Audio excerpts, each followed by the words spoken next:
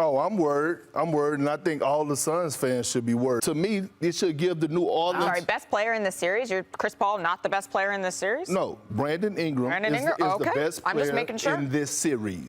To work his way in, middles his way. The fadeaway, Paul.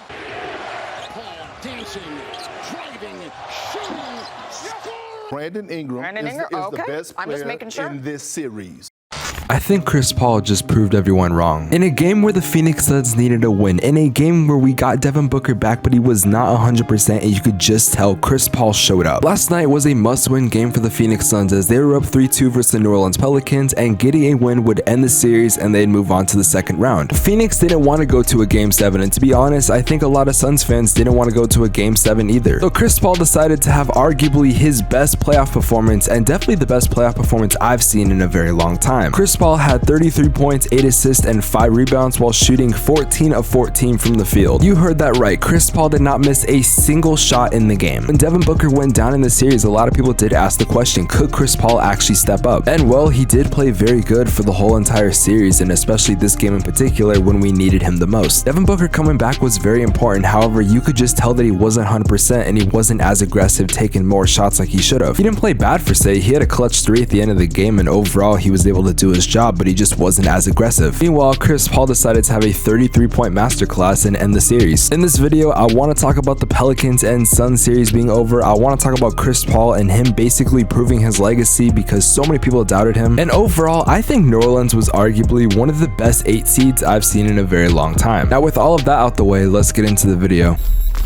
Today's video is brought to you by manscaped.com, but we're going to talk about them later on in the video. Let me just say, if LeBron James did what Chris Paul did last night, because mind you, they're basically the same age, then everyone would be talking about it. I feel like this isn't getting the traction it really should, because this was arguably one of the best playoff performances we've seen in a very long time. I also love how people are saying, oh, Phoenix is trying this hard to be an 8 seed, yet it's Laker fans that are saying this. The series is finally over, so let me say the good things I want to say about New Orleans. Brandon Ingram and CJ McCollum are 2 hell of a duo. On top of that, they have a lot of good bench players, and it seems like they're set for the future with guys like Herb Jones, even Trey Murphy and Jose Alvarado. They're a very talented team, and if they were playing any other team that wasn't the Phoenix Suns and I knew they were going to play like this, I probably would have picked them. The Pelicans got hot at the right time, but unfortunately it just wasn't enough, because if they would have won a couple more games and they would have been a 7th or 6th seed, then they would do some damage, trust me. But that's about all the good things I gotta say about New Orleans, because they got very toxic when they actually had a chance to win the series. Also, if this video gets 250 likes, I'll give away a Fuck Jay Crowder shirt. I don't even know why that even got started, but I just want to talk about the game. Phoenix did not play very good in the first half, I'm just gonna be honest. Even though Chris Paul was getting some buckets, the team overall just didn't look like they wanted it. However, in the second half, it was a very different story, and Chris Paul went off, DeAndre Ayton went off, Booker had some buckets, Mikal did well. Overall, the whole team was playing so well together. I think we also need to stop talking about Chris Paul's legacy every time he's in a clutch game, because we always doubt him and he always shows up. I swear, hearing the CP0 rings thing is so annoying at this point, but it doesn't seem to be affecting Chris Paul because he's been very good this entire series, and honestly, I'm excited to see what he's gonna do versus Dallas. Also, I don't know who needs to hear this, but DeAndre Ayton has been the best center in the NBA playoffs this season so far. The man is currently averaging 21 and 10 on 70% shooting from the field, and I think has to be one of the most underrated centers in the NBA. No one ever says, oh, I think DeAndre Ayton is a top 3 or top 5 center. He never gets brought up in that conversation, and I don't understand why. The only reason why he's not a top scoring center is because he's the 3rd or 4th option on the Phoenix Suns, which is a championship built team. And I say 3rd or 4th because you'll have sometimes Mikal Bridges or even Cam Johnson be that 3rd option. It's never really in set, it's always interchanging, but most of the time you will see DeAndre Ayton going off. I will say during the playoffs though, he's definitely gotten a lot more involved with the offense, and he's taking a lot more shots, he's being a lot more aggressive, which is very important. Because now that Nikola Jokic is out of the first round and Joel Embiid is not going to play the Suns unless both teams were to make the NBA Finals, but I don't even have the Sixers making the Finals, to be honest. There is no center in the NBA right now that can guard DeAndre Ayton. I'm sorry, there's not. Even if we were playing the Jazz and they have Rudy Gobert, I still think DeAndre Ayton would have done very well versus Gobert. And now we have Dwight Powell going against DeAndre Ayton, and with all due respect, DeAndre Ayton is going to have 25 and 10 each game while shooting 76% from the field. I'm not sure how good of a matchup Dallas is going to be for Phoenix, Phoenix because I overall think they're just way better than Dallas, and I think guys like Chris Paul and Booker are gonna have so many mismatches, and especially DeAndre Ayton, who I expect to be the X factor in this series. I know people are already gonna ask for a prediction, and I thought Utah was gonna win that series, and now that they're not, instead of me going Suns in 4, I'm gonna go Suns in 5. I think the Suns will have a bad game where they do struggle. It might come down to the wire, but I think Dallas will take at least one game. Luka is an amazing player. Jalen Brunson is playing for a bag right now, so I expect them to do very well. However, I just think Phoenix is a very big mismatch for them. If I'm being honest, I think Phoenix's second team would beat their starting team in a 7-game series. It's kind of funny because a lot of people actually doubted the Suns in a Suns and Mavericks series. Some people actually had the nerve to pick Dallas to win in a 7-game series, which I always thought was so funny. I was more worried about New Orleans than I actually was Dallas. Now, before I get into the rest of this video, let's hear a quick word from today's sponsor. Today's video is brought to you by Manscaped.com, the #1 brand for men's grooming and hygiene products. Now, for those of you that did not know, April is National Bald Testicular Cancer Awareness Month. Did you guys know that 1 man every hour every day is diagnosed with testicular cancer? In fact, testicular cancer is actually the most common form of cancer amongst men ages 15 and 35. And according to my YouTube demographic, that is a majority of you guys that watch my videos. The reason why I'm talking about this is because Manscaped is partnering with the Testicular Cancer Society to help those who are impacted by testicular cancer. During this month only, Manscaped is doing a special edition TCS Lawnmower 4.0. It's the same Lawnmower 4.0, however, number one, it has a different type of packaging for testicular cancer, which by the way, there's only 10,000 of these being made, and it's special edition, so after they're gone, they're gone. They're also going to be donating $50,000 to the Testicular Cancer Society. Now, if you guys do want to make a donation to this, go to testicularcancersociety.org, and I'll put it in the link in the description below as well. By the way, if one of you guys show me that you donated, please send it to me so I can give you a personal thank you for supporting this cause. As always, if you want to discount your products, make sure you use code Spex for 20% off, and thank you so much to Manscaped for sponsoring this video, and guys, shave to... My final thoughts, and I've been wanting to say this about the Phoenix Suns for the past couple of days, is I'm not worried about this team not doing well. I think Phoenix is going to step it up because the first series, they could have played better, but that Devin Booker injury did not help. I will say Phoenix did have some moments where they just did not play well and they were struggling, and it seemed like that they could possibly lose in the first round. Last year, Phoenix really didn't have that much expectations. No one said this team was going to make it to the finals, not even Suns fans. However, now the expectations are higher than ever. The Suns have the best record in the NBA. They have their best franchise record all time. They have the coach of the year. They have the best roster in basketball. They have the best duo in Devin Booker and Chris Paul. There's no center that can match up with DeAndre Ayton. Mikal Bridges is the should-have-been defensive player of the year, and their bench as a whole is just amazing. Phoenix has the pieces to win the NBA Finals. There's no doubt about it. If you guys want to see a video about the Phoenix Suns still being underrated, click on the screen right now, but other than that, Suns in 5.